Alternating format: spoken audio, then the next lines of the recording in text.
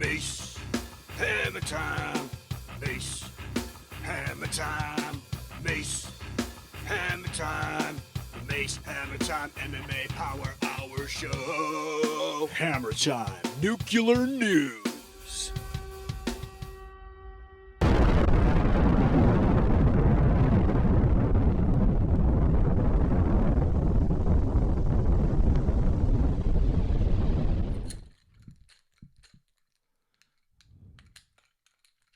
What's up, everybody?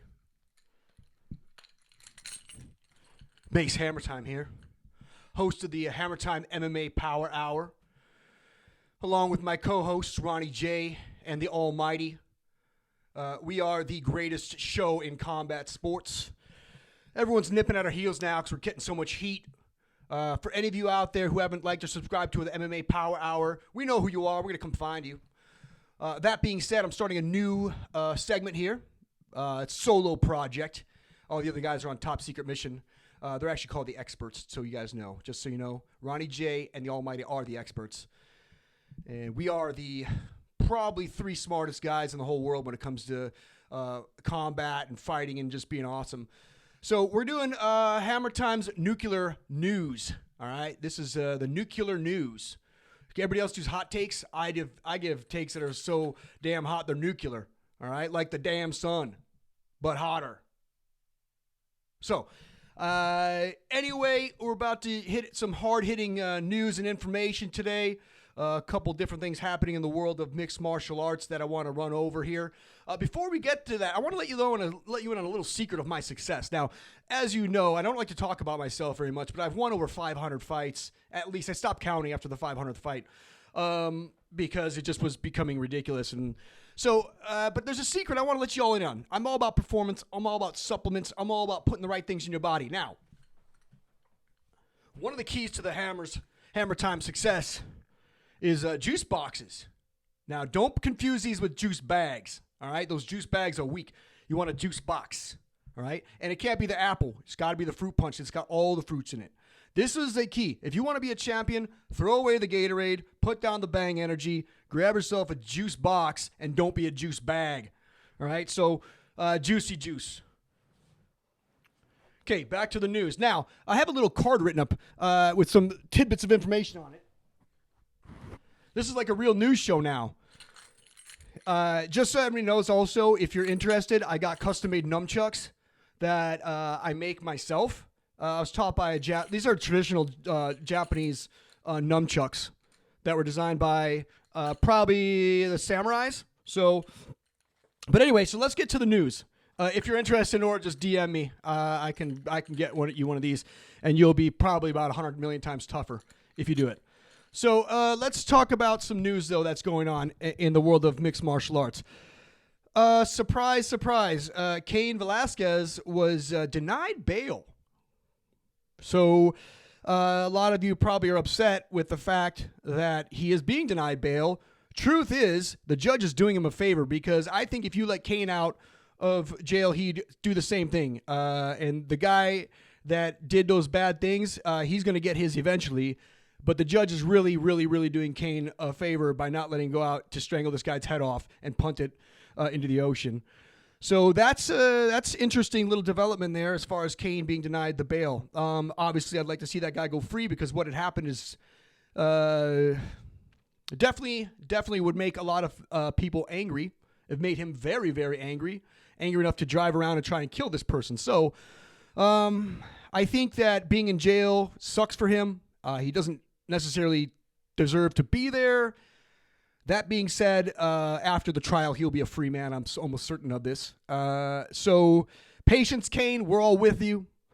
I just know that myself being in that situation, if that had happened to me, I'd probably still have blood in my eyes and would probably hunt that person down. So Cain is denied bail again for the second time. He was willing to put up $1 million bail. His judge thinks, or his particular attorney thinks it's terrible, but obviously there's a lot of moving parts in that situation. So Cain has been denied as of now. Hang in there, Cain. I think probably 100% of the people out there in the world support you. Big fight was going to happen, but I don't think it's going to happen. Colby Covington was apparently offered a fight versus Dustin Poirier. Dustin said this. Dustin had confirmed UFC had talked to him about fighting Colby Covington. Now, my thoughts on this are, first off, Colby's not going to fight for a while because he's in a litigation right now. I don't think he's got brain damage. I think what he's doing, though, is making George Masvidal's life hard.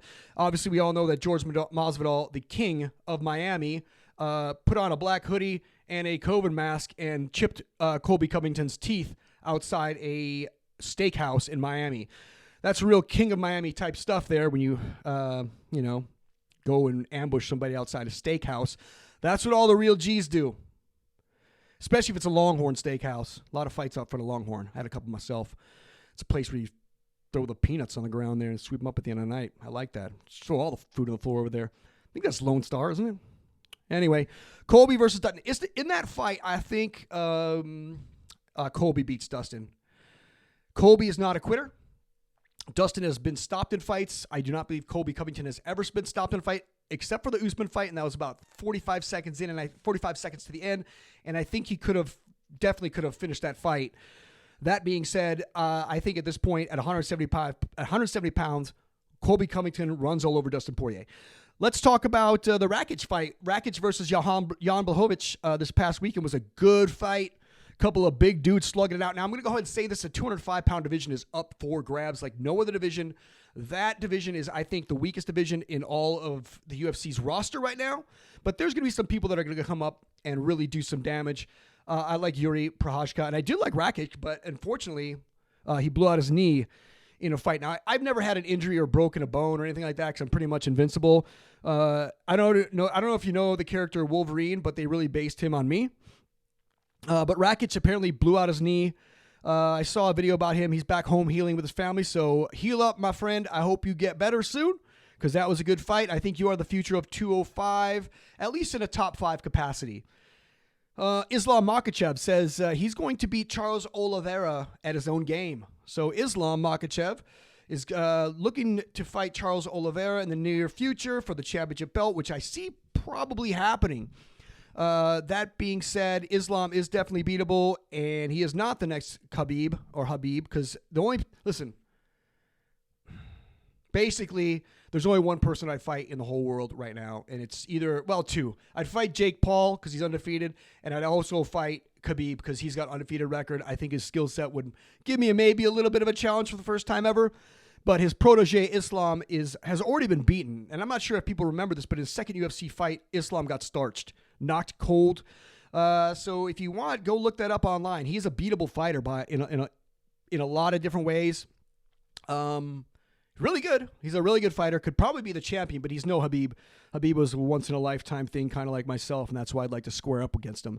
Islam does say, though, he wants to go to the ground with Charles, and I think that was a big mistake that Gaethje made in that fight. I think people will not make that mistake anymore because the thing about Oliveira is you can punch him, but he has proven time again he can take that fight. He's lost a lot of fights, 8 fights in his career, but a lot of them happened at 145 pounds, and a lot of them happened a long time ago, and he's really seasoned. He's a good fighter. I think that is a fight to make. Islam versus Oliveira is the championship fight to make. It's got the most eyes on it. I just don't think any of those guys are charismatic guys who are going to carry the 155-pound torch for a very long time as a fan favorite. We may see the 155-pound weight division kind of lose some steam as opposed to being the most competitive, most interesting division in all of combat sports. I think it's going to be probably surpassed by maybe 145 pounds, maybe even 135 pounds. Got a lot of good fighters in it. But 55 doesn't have a clear-cut new star. Patty is a star, but he's not a good fighter. So we'll see how this goes. One last thing before we go here, I wanted to let you know that I heard from people over at the UFC, because I'm the UFC insider. I am the guy that they go to, so I'm giving you all the dirt right now. I know this stuff because I know people. Anyway, so I hear that they're going to be trying to possibly make a fight between Tony and Conor. Now, I think that would be a great fight.